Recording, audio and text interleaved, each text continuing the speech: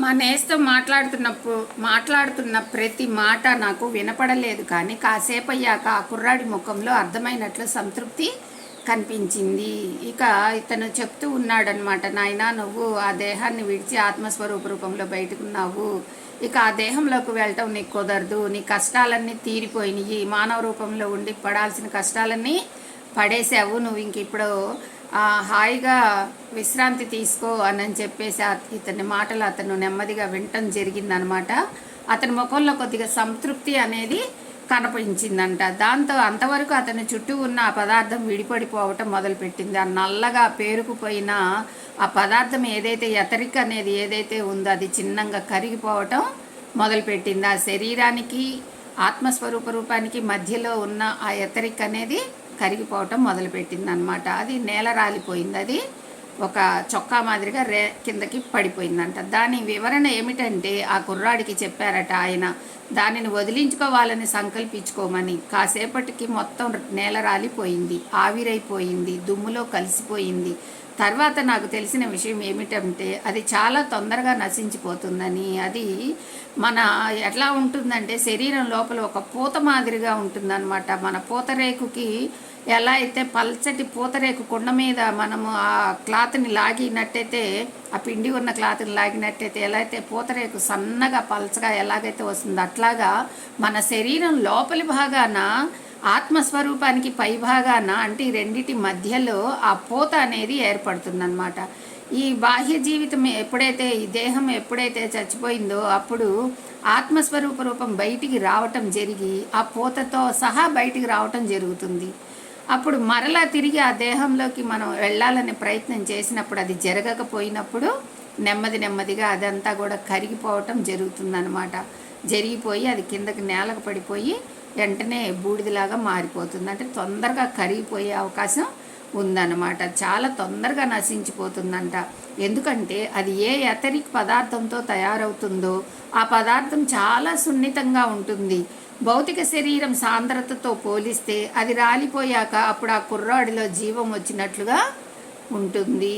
నేల మీద చతికిలిబడి ఆ రెండు చేతులు తల పట్టుకొని విపరీతంగా ఏడ్చాడు. ఇక ఎందుకంటే అతను ఉన్నన్నాళ్ళు, ప్రాణంతో ఉన్నన్నాళ్ళు, ఆ దేహంతో ఉన్నన్నాళ్ళు దానితో అనుబంధం ఎక్కువ ఈ ఆత్మస్వరూపానికి.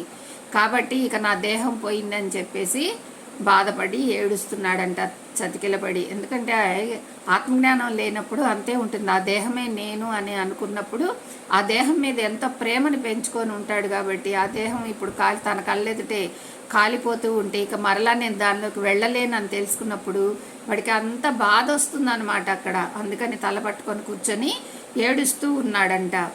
మా నేస్తం అతన్ని కాసేపు ఏడవనిచ్చాడు. ఎందుకంటే అతని సూక్ష్మ శరీరం లేదా యాతనా శరీరం విపరీతమైన ఒత్తిడికి గురవుతుంది.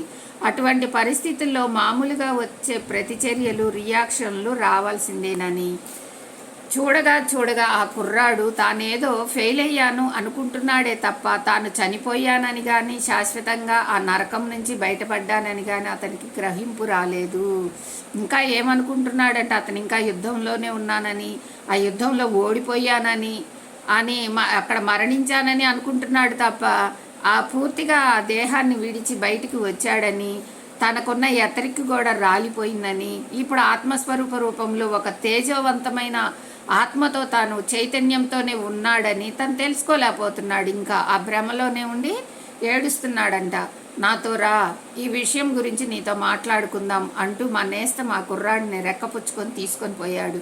ఆ కుర్రాడు ఏది గమనిస్తున్నట్లుగా లేడు. మేము గబగబా ఆ ప్రాంతం నుంచి బయటపడ్డాము. కొన్ని క్షణాలలోనే అక్కడ చాలా దూరం ఉన్న పల్లె ప్రాంతానికి వచ్చేసాం. ఇక ఆ కుర్రాడిని తీసుకొని అతను దూరంగా వచ్చేసాడు సత్యం తెలపడానికి. అంటే అతను ఇంకా సత్యాన్ని తెలుసుకోలేదన్నమాట. ఆ దేహమే నేను, నేనే దేహం అని అన్న భ్రమలో ఉన్నాడు. కాబట్టి ఆ సత్యాన్ని తెలపడానికి అతన్ని రెక్కబట్టు పుచ్చుకొని దూరంగా ఒక పల్లెటూరులోకి తీసుకువెళ్ళాడంట. మా నేస్తం అతనికి అడవి దగ్గర అందమైన చోటుకి తీసుకువెళ్ళాడు. అక్కడ ఒక చిన్న సెలయేరు మెలికలు తిరుగుతూ పోయి కిందనున్న పెద్ద నదిలో కలుస్తూ ఉంది. దాని ఒడ్డున నిశ్శబ్దంగా కూర్చున్నాము. నరకానికి అప్పుడే వదిలి వచ్చిన మేము ఆ ప్రదేశం స్వర్గంలా అనిపించింది. మరి అక్కడ అంతా యుద్ధం జరుగుతూ ఉంది. మరి యుద్ధ భూమిలో అన్ని బాంబులు పేల్చుకోవటం, మరి అందరు చనిపోవటం, మరి అక్కడ ఉన్న ఊళ్ళన్నీ కూడా నాశనం అయిపోవటం, విమానాలన్నీ కూలిపోవటం, ఫిరంగులన్నీ పేలిపోవటం, అంతా యుద్ధ రణరంగంగా ఉన్న ఆ పరిస్థితుల్లోంచి ఒక ప్రశాంతమైన ఒక సెలయేరు దగ్గరకు వచ్చి, జలపాతాల దగ్గరకు వచ్చి అక్కడ ఆ సెలయేరు పక్కన కూర్చుంటే ఎంత ప్రశాంతంగా ఉంటుంది. ఒక నరకం నుండి ఒక స్వర్గంలోకి వచ్చినంతగా వాళ్ళు ఫీల్ అయ్యారంట. అక్కడ అలా ఉందంట. ఏం జరిగిందో టూకీగా అతనికి వివరించారు.